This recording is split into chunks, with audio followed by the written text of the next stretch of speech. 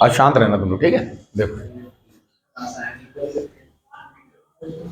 Lesson number कौन सा है? तो पार्ट है 3,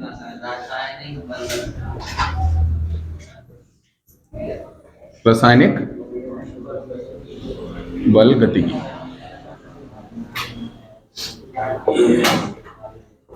अच्छा, सबसे पहले तो मुझे ये बताओ रासायनिक बल गतिकी की डेफिनेशन क्या होती है? तो देखो इधर ध्यान से देख लो।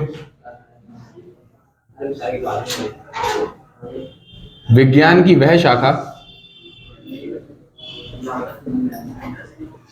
जिसके अंतर्गत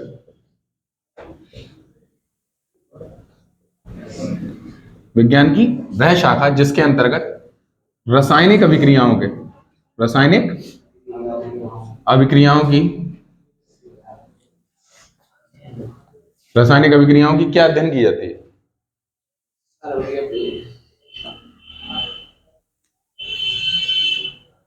रासायनिक अभिक्रियाओं की क्रियाविधि का अध्ययन किया जाता है। किसका? रासायनिक अभिक्रियाओं की क्रियाविधि का अध्ययन। और सिर्फ क्रियाविधि का ही नहीं होता, उसके वेग का भी अध्ययन होता है, ठीक है। क्रियाविधि का अध्ययन किया जाता है, वो क्या कहलाती है? रासायनिक बल गतिकी कहलाती है। सबसे पहले तो ये समझ में आ गया कि हमें इस चैप्टर के अंदर पढ़ना क्या है। ओके, रिवीजन है तो ये सारी चीजें पहले ही हो चुकी हैं। अब हम बात करते हैं रासायनिक अभिक्रियाओं के वेग के आधार पर प्रकार, ठीक है। तो रासायनिक अभिक्रियाओं के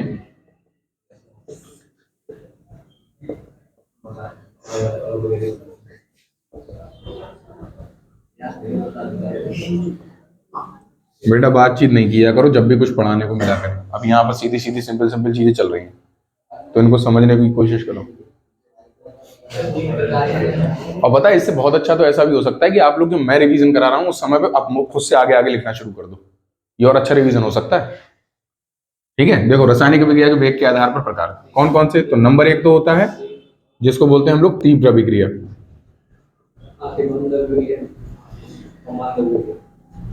और दूसरी होती है अतिमंद अभिक्रिया।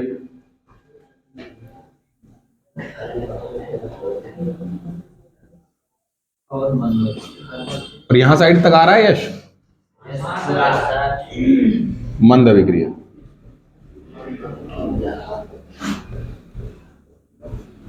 अब थोड़ा देखो समझने वाली बात क्या है। समझने वाली बात यह है कि अगर मैं बात करूं तीव्र अभिक्रियाओं की, कौन सी अभिक्रियाएं तीव्र अभिक्रियाएं होती हैं? बिल्कुल वे अभिक्रियाएं जो 1 सेकंड से भी कम समय में पूरी हो जाती हैं, ठीक है। अभी देखो जितना मैंने पढ़ा है, रासायनिक बल गतिकी की डेफिनेशन क्या बताई? विज्ञान की वह शाखा जिसके अंतर्गत रासायनिक अभिक्रियाओं के क्रियाविधि का अध्ययन होता है, उसी को क्या कहते हैं? रासायनिक बल गतिकी। रासायनिक अभिक्रियाएं कितने प्रकार की होती हैं? 3 प्रकार की। कौन कौन सी? राइट, तीव्र अभिक्रिया, अतिमंद अभिक्रिया और मंद अभिक्रिया। हम लोग जानते हैं कि अगर तीव्र अभिक्रियाओं के बारे में बात की जाए तो तीव्र अभिक्रिया वे अभिक्रियाएं होती हैं जो 1 सेकंड से भी कम समय में पूर्ण हो जाती हैं। 1 सेकंड से भी कम समय में क्या हो जाती हैं? पूर्ण हो जाती हैं। अगर कोई अभिक्रिया 1 सेकंड से भी कम समय में पूर्ण हो जाएगी, क्या उस अभिक्रिया का वेग निकाल सकते हो आप? नहीं निकाल सकते। तो सबसे पहली अगली बात क्या समझ में आ गई कि इन अभिक्रियाओं का वेग नहीं निकाला जा सकता। इन अभिक्रियाओं का वेग नहीं निकाला जा सकता।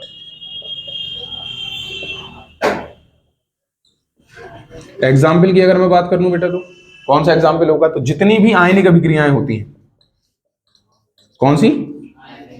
सभी आयनिक अभिक्रियाएं इसी प्रकार की अभिक्रियाएं होती हैं। जैसे कि एग्जाम्पल मैं अगर दे दूं तो आप NaCl प्लस AgNO3 की रिएक्शन करा दो, ठीक है। तो इसमें होगा क्या? Na के साथ में वो Ag के साथ में कौन निकल जाएगा और क्या बन जाएगा? तो ये अभिक्रिया सेकंडों में पूर्ण हो जाएगी बच्चों। और जब ये अभिक्रिया सेकंडों में पूर्ण हो जाएगी तो इस अभिक्रिया का हम लोग वेग ज्ञात नहीं कर सकते। तो इस चैप्टर के अंतर्गत हमें तीव्र अभिक्रियाएं तो पढ़नी नहीं है, ओके। अब बात करते हैं अतिमंद अभिक्रियाओं की। अतिमंद अभिक्रियाएं कौन सी अभिक्रियाएं होती हैं? तो वे अभिक्रियाएं बातचीत नहीं करो जिन्हें पूर्ण होने में, सही बात है, कई वर्ष का समय लग सकता हो।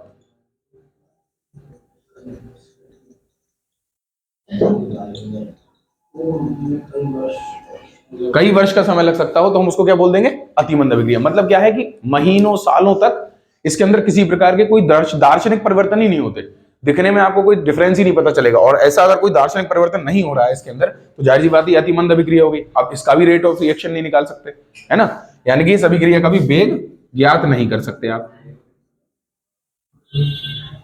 वेग ज्ञात नहीं हो सकता। तो फिर एक बात तो समझ में आ गई कि हमें इस चैप्टर के अंदर सिर्फ क्या पढ़ना है, मंद अभिक्रियाओं के बारे में पढ़ना है। और मंद अभिक्रियाएं कौन सी अभिक्रियाएं होती हैं, राइट, तो वे अभिक्रियाएं जो कुछ घंटे या कुछ मिनटों में पूर्ण हो जाती हैं।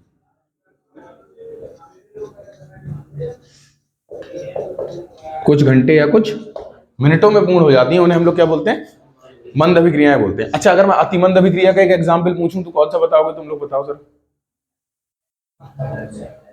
मैं बताता हूं, जल का बनना H2+O2, लेकिन किसकी अनुपस्थिति में, उत्प्रेरक नहीं पड़ा हो। अगर उत्प्रेरक पड़ता है तो अभिक्रिया तेज हो जाती है, ठीक है। तो आप लिख सकते हो इसमें एग्जाम्पल के तौर पर कि उत्प्रेरक की उस अनुपस्थिति में,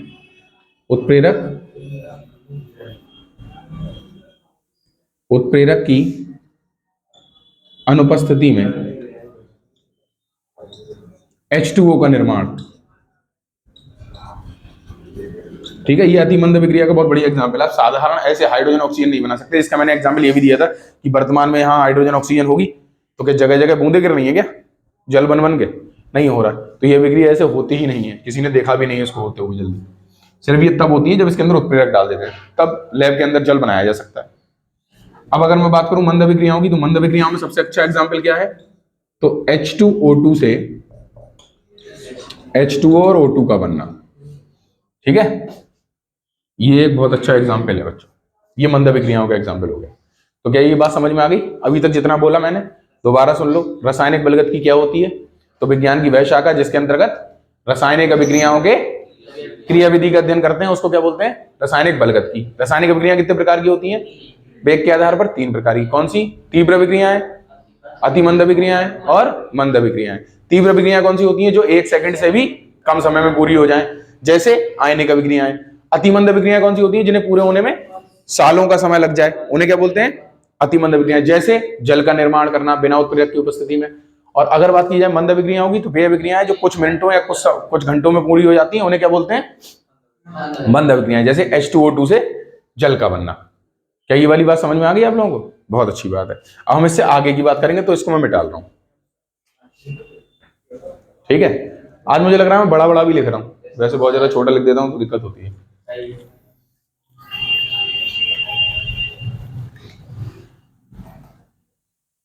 लेकिन इंक सूख गई है, ऐसा लग रहा है ये मिटल नहीं रहा।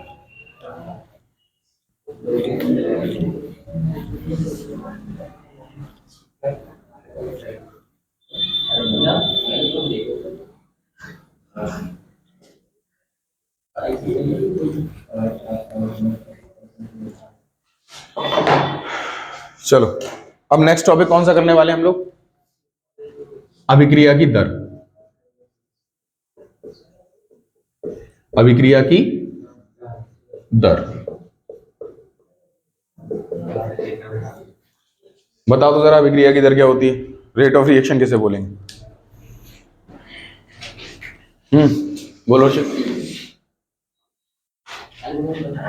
पढ़ाई बिल्कुल कर नहीं रहे हो घर पे, इसका मतलब देखो एकांक समय में, एकांक समय में किसी रासायनिक अभिक्रिया की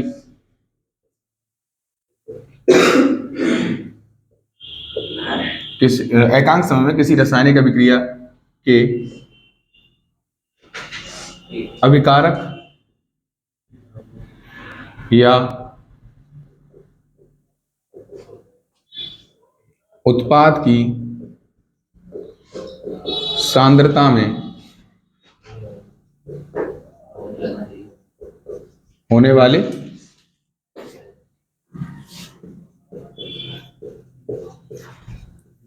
परिवर्तन को ही क्या कहते हैं, अभिक्रिया की दर कहते हैं या रेट ऑफ रिएक्शन कहते हैं। अभिक्रिया की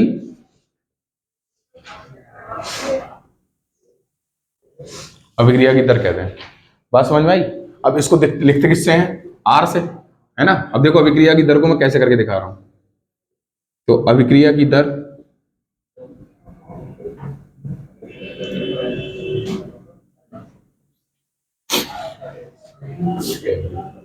अभिकारक या उत्पाद की सांद्रता परिवर्तन, अभिकारक या उत्पाद की सांद्रता में परिवर्तन बटे नीचे क्या आता है कि कितने समय में हुआ है, तो एकांक समय।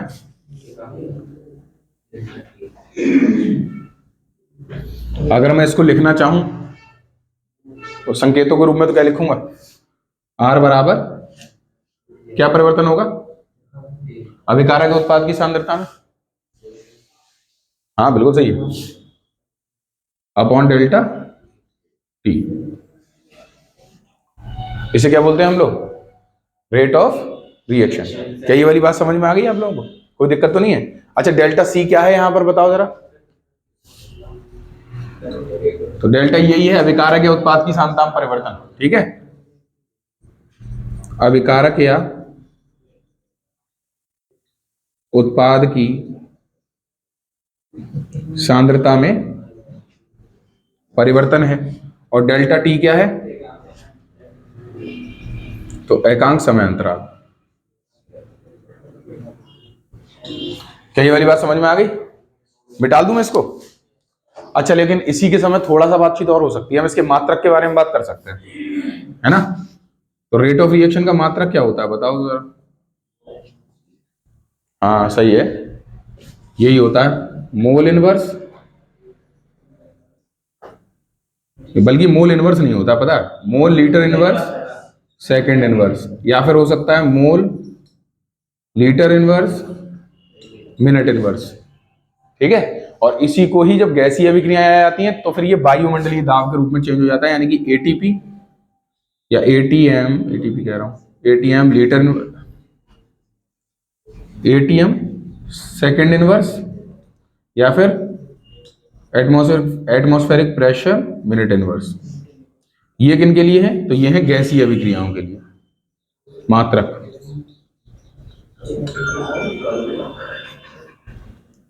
ठीक है, तो ये मात्रक होते हैं 4 रेट ऑफ रिएक्शन के, इनको आप लोग ध्यान से देख लो। बात समझ में आ गई? एक बार दोबारा सुन लो। अभिक्रिया की दर किसे कहते हैं? तो एकांक समय में किसी अभिक्रिया के अभिकारक या उत्पाद की सांद्रता में जो परिवर्तन होता है उसी परिवर्तन को क्या कहते हैं हम लोग? अभिक्रिया की दर। इसे किससे प्रदर्शित करते हैं? आर से। आर बराबर delta C upon delta T, ठीक है। इस तरीके से इसको समझ सकते हैं। इसके मात्रक कितने होते हैं? तो 4 प्रकार के मात्रक आप देख सकते हो यहाँ पर। Mole litre inverse second inverse, यानी कि जब सेकंड में निकाला जाए समय, है ना, सेकंड में परिवर्तन देख रहे हो, मिनट में देख रहे हो तो फिर mole litre inverse minute inverse. और अगर हम गैसीय अभिक्रियाओं की बात करना है तो एटीएम सेकंड इनवर्स या एटीएम मिनट इनवर्स इसका मात्रक हो सकता है। क्या ये वाली बात समझ में आ गई? बहुत अच्छी बात है। अब इससे अगले के टॉपिक की बात करते हैं हम लोग।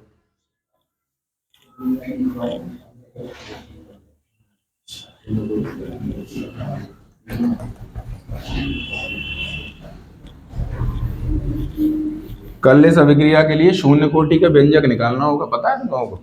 तो तैयारी करके आना अच्छे से, खूब प्रैक्टिस कर लेना, इंपॉर्टेंट है ये। देखो भाई, अगर हम लोग बात करते हैं किसकी, इससे आगे के टॉपिक की, अगला टॉपिक कौन सा था? औसत दर। औसत दर किसे बोलते हैं बताओ जरा जल्दी से। औसत दर पता है? जल्दी जल्दी खोजने की कोशिश में लग गए होगे। हाँ यश, क्या होता है औसत दर? नहीं पता? हर्षित, औसत दर किसे कहते हैं?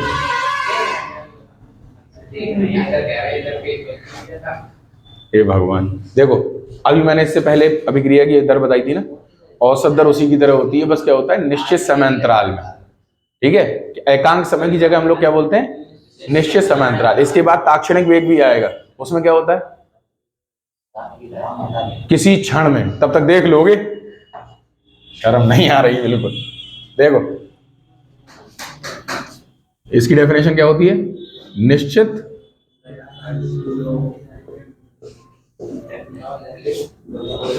निश्चित समयांतराल में किसी अभिक्रिया के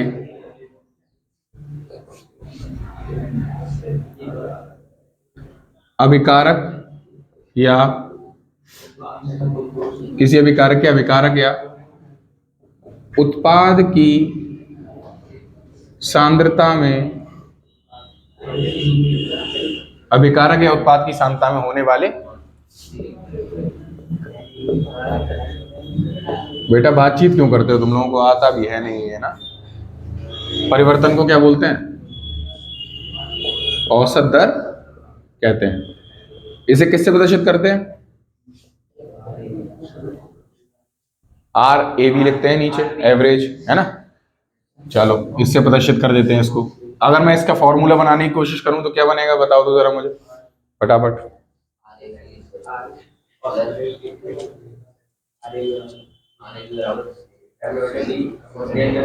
सही है। RAV बराबर डेल्टा C अपॉन डेल्टा, कोई बात नहीं इसी बहाने कुछ तो पढ़ रहा है। RAV बराबर delta C upon delta T।